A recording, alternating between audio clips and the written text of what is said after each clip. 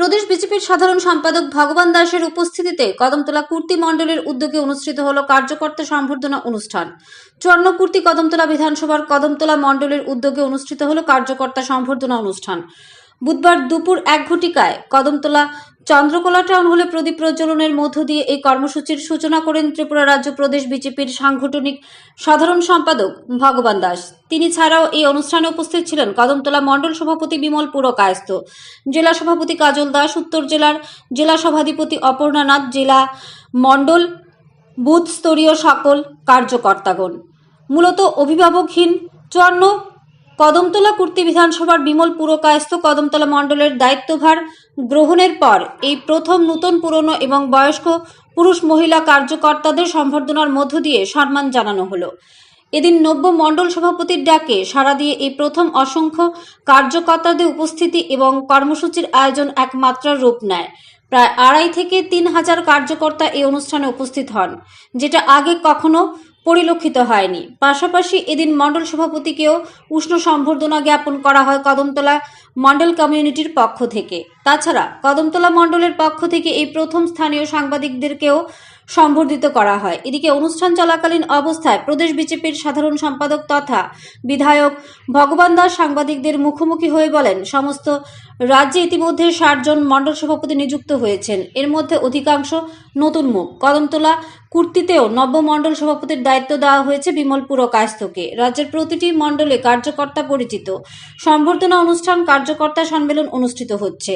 মূলত সাংগঠনিক ভিতকে আরো মজবুত করার লক্ষ্যে এই ধরনের কর্মসূচি হাতে নেওয়া হয়েছে। এছাড়াও তিনি বলেন, বিগত দিনে কুর্তি কদমতলায় ভারতীয় জনতা পার্টি আশানুরূপ ফলাফল করতে পারেন, তবে সংগঠনকে এভাবে যেভাবে ঢেলে সাজানো হচ্ছে তাতে আগামী দিনে সবাইকে নিয়ে একই পরিবারের সদস্য হয়ে সম্মিলিতভাবে কাজ করা হবে এবং ভালো ফলাফল হবে বলেও আশা ব্যক্ত করেন তিনি।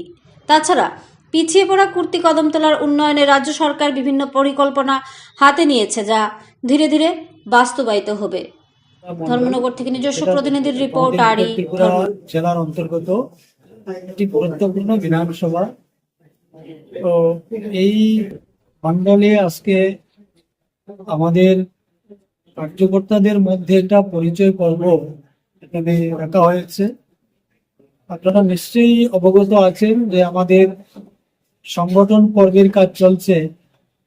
তার প্রাথমিক থেকে আমরা প্রাথমিক সদস্যতা সক্রিয় সদস্যতা এবং বুথ কমিটি গঠন করা হয়েছে।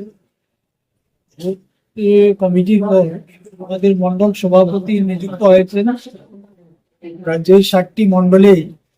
তো স্বাভাবিক কারণে যেহেতু একজন মণ্ডল সভাপতি নবনির্বাচিত হয়েছেন, আমাদের বুথের সঙ্গে মণ্ডলের একটা পরিচয় পর্ব, এটা আমরা সমস্ত মণ্ডলেই সেই কর্মসূচি হাতে নিয়েছি এবং বিভিন্ন জায়গাতে ইতিমধ্যে সেটা সম্পন্ন হয়েছে। আজকে এই কুর্তি কদমতলা মণ্ডলে আমাদের এই পরিচয় পর্বের অনুষ্ঠানটি রয়েছে।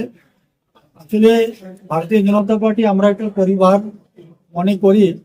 যারাই এই দলের সঙ্গে যুক্ত রয়েছেন সবাই আমরা একে অন্যের পরিপূরক হয়ে কাজ করি এবং খুব আন্তরিকতার সঙ্গে আমরা কাজ করি এবং আন্তরিকতা নিয়েই আমাদের সংগঠনের কাজ চলে। তো এই কুর্তি কদমতলা মণ্ডলে আমাদের যিনি নবনিযুক্ত মণ্ডল সভাপতি হয়েছেন বিমল পুরকায়স্থ বাবু, ওনার নেতৃত্বে আজকে এই হলে এই অনুষ্ঠানটি আমরা করতে চলেছি এবং আমাদের বিশ্বাস যে আগামী দিনে বিমল বাবুর নেতৃত্বে কুর্তি কদমতলা মণ্ডল অনেক দূর এগিয়ে যাবে। আমরা যদিও গত বিধানসভায় এখানে আশানুরূপ রেজাল্ট আমরা করতে পারিনি, কিন্তু আগামী দিনে কুর্তি কদমতলাতে ভারতীয় জনতা পার্টির ভিতকে মজবুত করার জন্য আমরা বিভিন্ন ধরনের পরিকল্পনা হাতে নিয়েছি। আর সব থেকে বড় বিষয় যেটা হচ্ছে, এই কুর্তি কদমতলা মণ্ডলের যারা শুভচিন্তক এবং ভারতীয় জনতা পার্টির শুভাকাঙ্ক্ষী রয়েছেন, যারা এই ত্রিপুরাকে আরো অনেক দূর এগিয়ে নিয়ে যাওয়ার জন্য যারা মানসিকভাবে প্রস্তুত রয়েছেন, তাদের প্রতি আমাদের আহ্বান থাকবে যে এই কুর্তি কদমতলা কেন পিছিয়ে থাকবে, সেটা যেন সারা দেশের সঙ্গে সারা রাজ্যের সঙ্গে এগিয়ে যায়। সবাই আপনারা ভারতীয় জনতা পার্টির ছত্রছায়া এসে আমাদের সংগঠনকে আরো মজবুত করার সাথে সাথে এখানে নতুন একটা সূর্য উদয় আপনারা করেন এবং কুর্তি কদমতলাকে আপনারা অনেক দূর এগিয়ে নিয়ে যান। আমরা আমাদের সরকারের তরফ থেকে আমরা আপ্রাণ চেষ্টা করে যাচ্ছি, সংগঠনের তরফ থেকে আমরা এই এলাকার প্রত্যেকটা পরিবারের পাশে থেকে আমরা সহযোগিতা এবং সেবা করার আমরা মানসিকতা নিয়েই কাজ করে যাচ্ছি। সকলের সহযোগিতা আমরা কামনা করছি। ধন্যবাদ।